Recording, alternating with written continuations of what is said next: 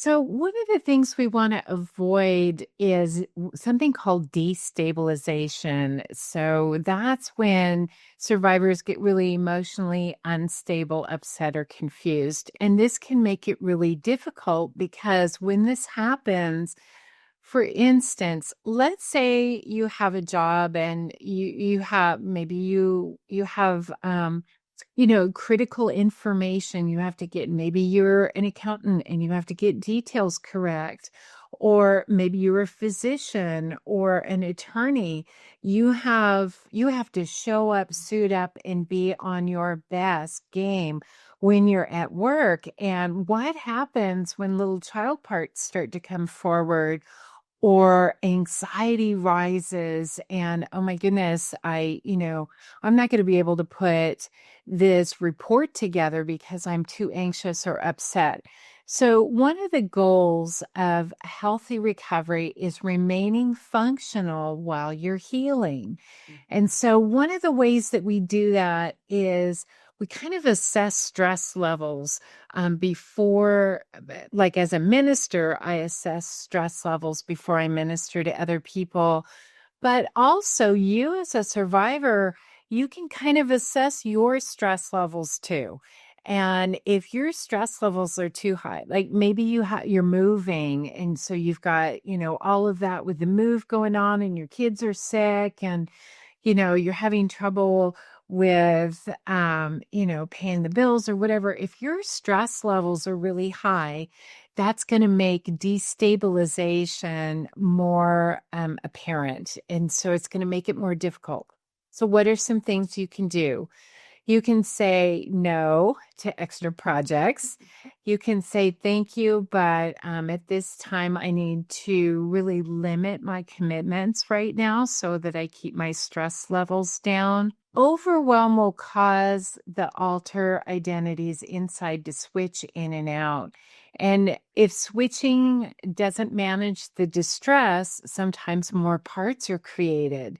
So you really don't want that. The goal is integrating and becoming whole, not more fractured. Another thing that can happen if we get too emotionally unstable, upset, or confused is sometimes there can be self-harming behaviors, or parts get scared, or they get suicidal. And that's when you need to really stop and take really good care of yourself. Get some ministry, get some help. And I think this is one of the areas, Kay, where as survivors of abuse, no matter what the abuse, we have to learn to have grace for ourselves. Mm-hmm. And as a survivor, we weren't given grace, but having the grace to know your limits. So one of the things the Lord showed me in my journey is that it was okay to have what I call I can't do days, and where I assess my stress level and I literally could not do anything but sleep or lay on the couch and read or go for a walk. And the Lord, I used to beat myself up about that with that perfectionism that I've always lived in. It just didn't, I can't do days weren't on in the rule book for that. You couldn't allow for that.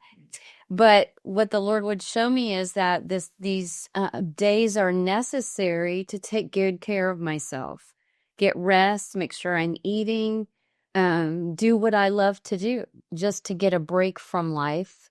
So I think that's one of the most important things I've learned is about the I can't do days. It's okay. Now you can't just not work at all, right? So you have to use wisdom in that. But then the other thing is just talking to parts and saying, I acknowledge there's a lot of anxiety here.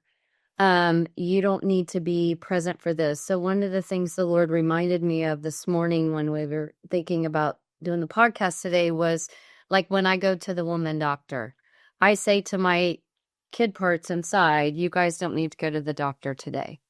You just go to the back, go to the safe place with Jesus. You can go to sleep, but do not come to the doctor. I've also done that if I was in an important work meeting, or even if I needed to have a discussion with a friend that was really important. Okay, the kids don't need to be a part of this conversation today. This is an adult thing. And that has really helped me, because if you've got children coming forward and even say a conversation gets heated, that just creates this thing where your system wants to tip over.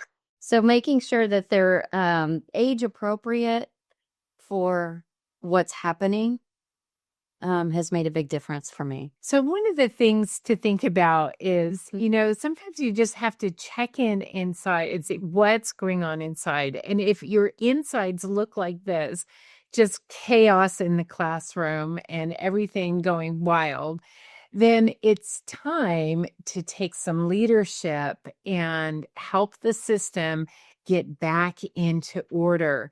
So I think of this sometimes like when I was a kid and there'd be a substitute teacher, the classroom would be a wild mess. But if the substitute teacher would take the reins and say, all right, now everybody get in your seats and we're going and get quiet because now we're going to move forward with the lesson plan, then the kids would settle down and the chaos would come down to a slow roar. So it is important to check in. What's it look like inside? Does it look like total chaos, or is everybody in their seats, So you want to be aware of that. Now, stabilization is an important thing to do. And as a minister, I don't like to do deep, heavy work with someone that's in the middle of crisis. Like, let's say they're not safe, or maybe their housing situation is unstable, or they don't have enough food this week. Well, that's not a good time to be doing deep, deep work. So system stabilization must occur before deep work is done. So this is a state of being functional and emotionally stable. So you want to stabilize the system by working with the parts in distress and processing current issues. Also, isolate uncooperative, co-participatory alters temporarily. So let's say there's some parts that are interested in participating in Halloween, and you're like, no, I'm a Christian. I don't want to be participating in Halloween. So right now I'm going to tell these other parts that don't really know Jesus yet, that are still operating on that dark side. I'm going to ask them to be sequestered in the safe place for a while until we can do some more work with them. Also, you can send child parts to the safe place inside, or tell them, it's nap time. I'll tell you, I had a corporate job one time on the 4th floor of a building. And I remember being in the boardroom for a board meeting and all of this stuff was going on. And next thing I know, a helicopter came down past the windows and triggered me out of my mind. I'm standing there, I'm a middle manager, I've got employees, I'm supposed to have it together. And this helicopter came right by the windows and I got so triggered.